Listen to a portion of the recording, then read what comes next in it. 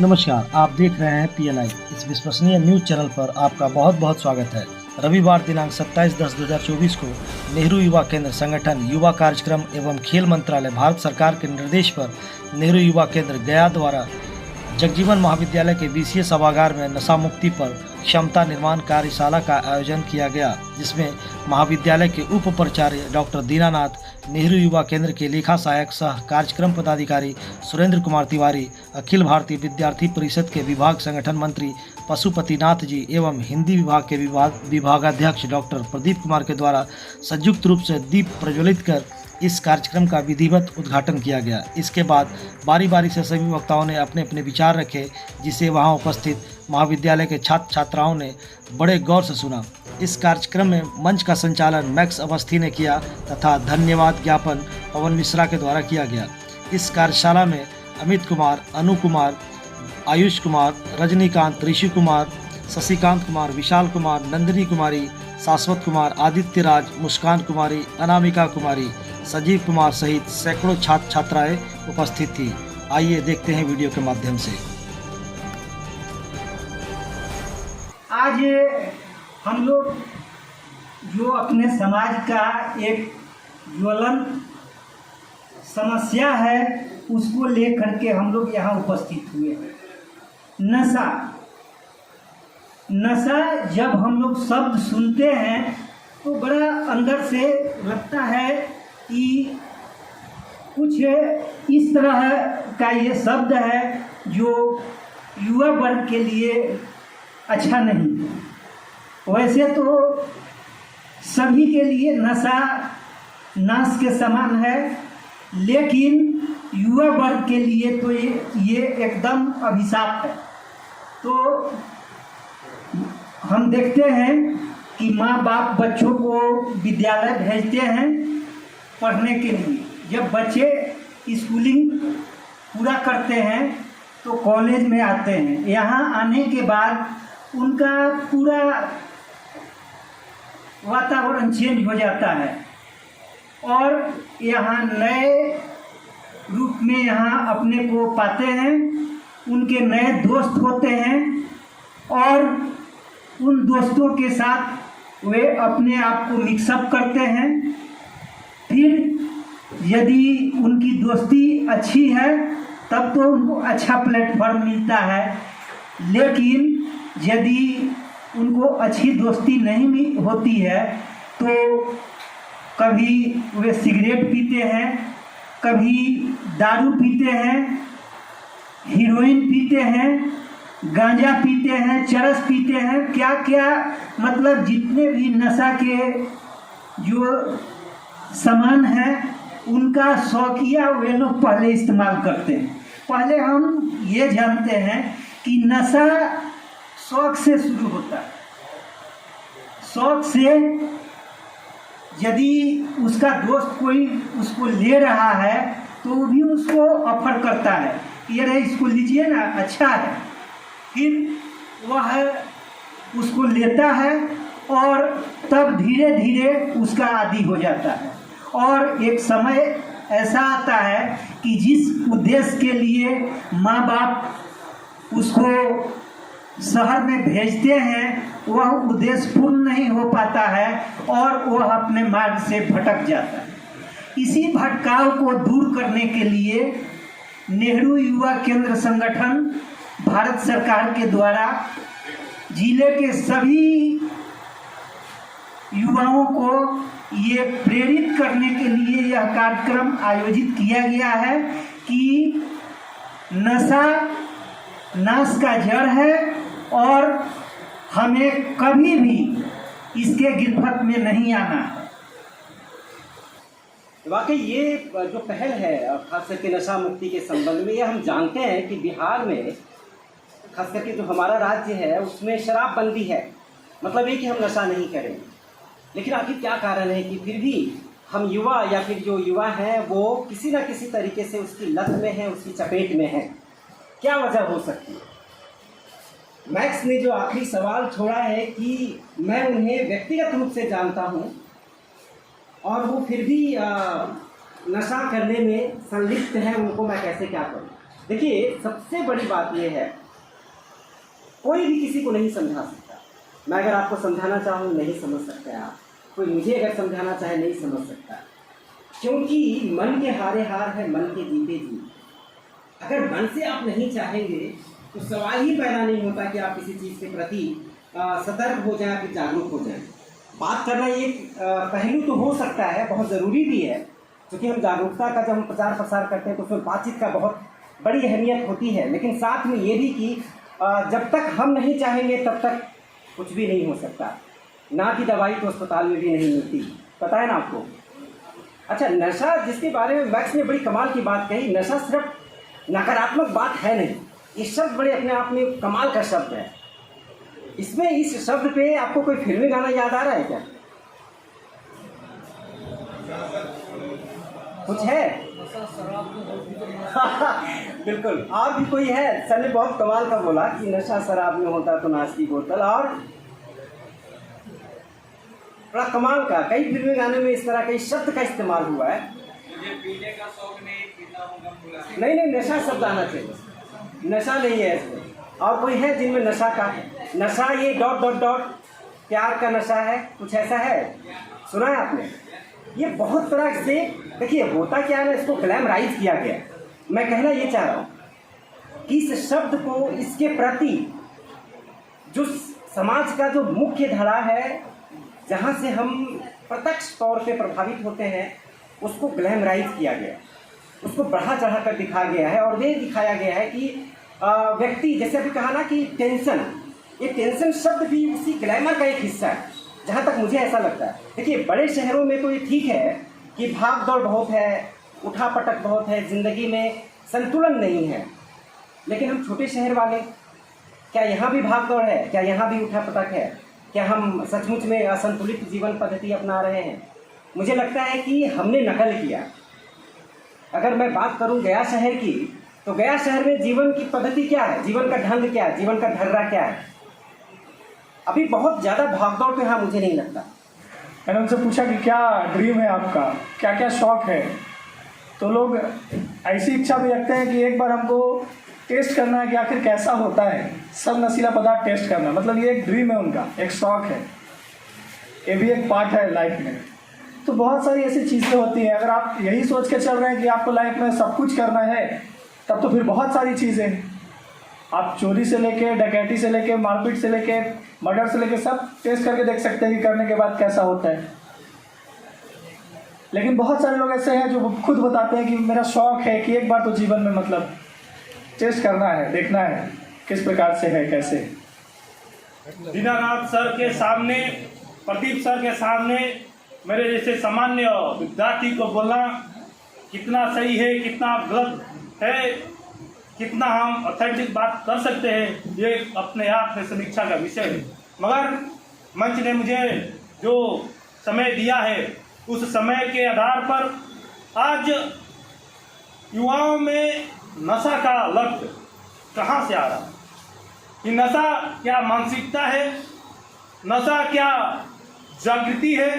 नशा क्या यह हमारे मन में, समाज में फैलने वाली एक हवा है? ये सोचना का विषय है। आज टेक्नोलॉजी के माध्यम से नशा बढ़ रहा है।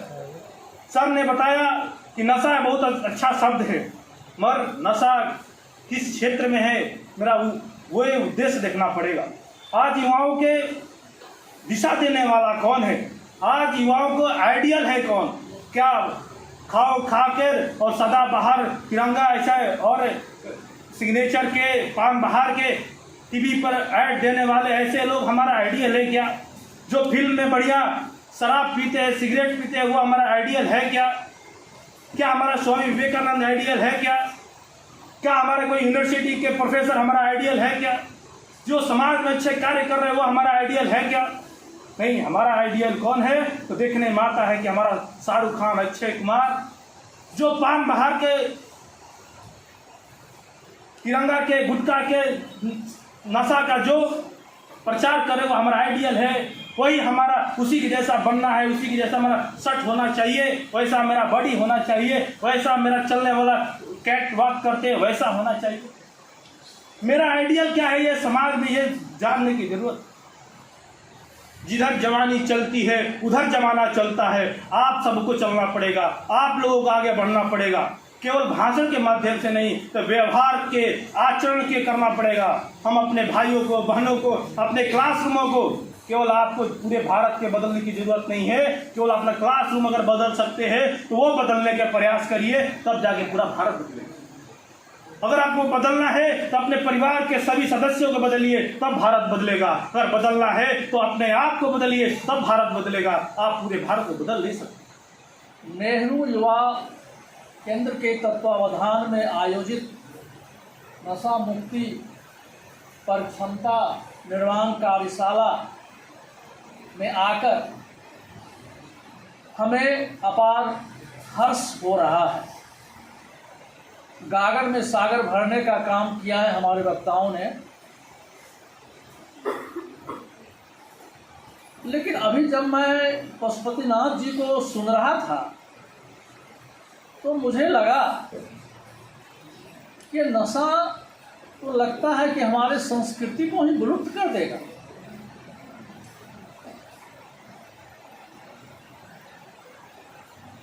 कभी कभी हमें मंगलाचरण की वो पंक्तियां याद आती हैं गोस्वामी तुलसीदास की। वो कहते हैं कि भवानी शंकरो वंदे सदा विश्वास रूपिणो याभ्याम बिना न पश्यन्ति सिद्धा शांत अस्तमेश्वरम।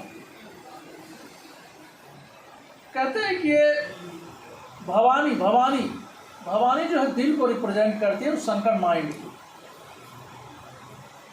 और जब तक इन दोनों का समन्वय नहीं होगा ना तो हमारा जीवन परिपूर्ण नहीं होता है।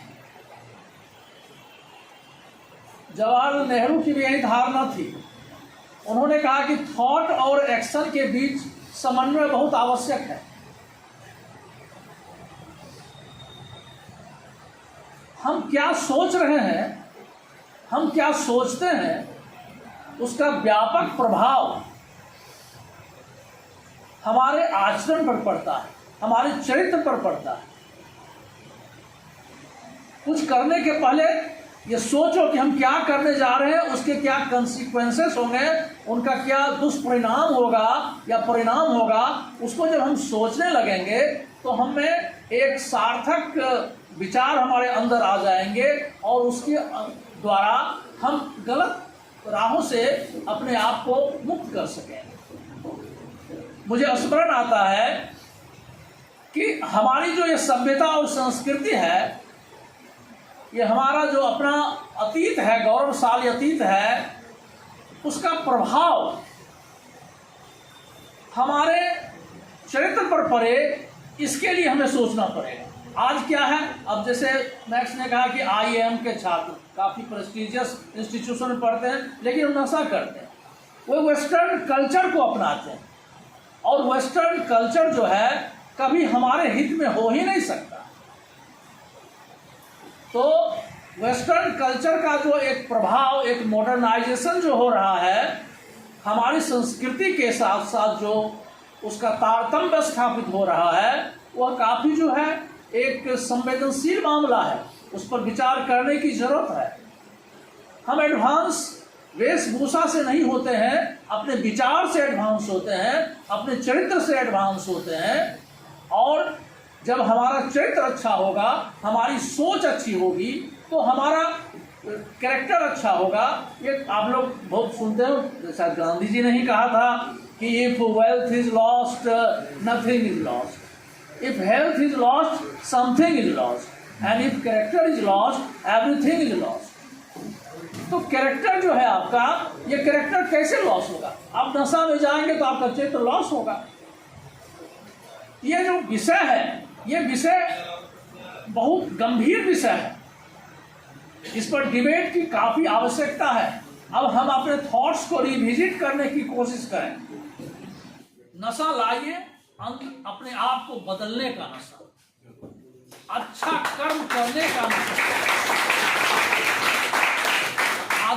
आध्यात्म को आत्मसात करने का नशा, विश्व को कुछ देने का नशा। विवेकानंद ने कहा, brothers and sisters of America Chicago में बहुत देर तक तालियां बजती रहेंगी। आज तक मतलब संसार का कोई आदमी दूसरे लोगों को ब्रदर्स एंड सिस्टर्स कहा ही नहीं। तो हम उस सभ्यता और संस्कृति के पोषक हैं। और इस अभी हमको रिवाइज करना है, रिविजिट करना है। हमारे जितने ग्रेट मैन्स वगैरह हैं, चाहे स्वामी विवेकानंद हो या हमारे रामकृष्ण परमहंस हो, ठीक है, तो वेद के जो महान ज्ञाता थे, दयानंद सरस्वती, है ना। तो हमारी इंडिया जो है, इंडिया क्या है? India is land of great mahatmas, है ना, great rishis, saints and sages, है ना। और आज क्या होगा? If by miracle our ancient saints and sages were to come alive, they will not recognize this country. आज संजोग से महर्षि व्यास या कहीं कोई आ गए तो पहचान ही नहीं पाएगा कि वही भारत था जिसमें हम रहते हैं। वैसा भारत बनाना पड़ेगा। हमें अपने अतीत को भूलना नहीं चाहिए। हमारा बहुत ग्लोरियस पास्ट है, उस ग्लोरियस पास्ट को हम रिवाइव करें। हम सभी के बीच नेहरू युवा केंद्र के वरिष्ठ स्वयंसेवक पवन मिश्रा जी उपस्थित हैं। मैं उनसे निवेदन करूंगा कि इस कार्यक्रम का धन्यवाद ज्ञापन करें, उसके बाद फिर हम सभी समाप्ति की ओर चलेंगे।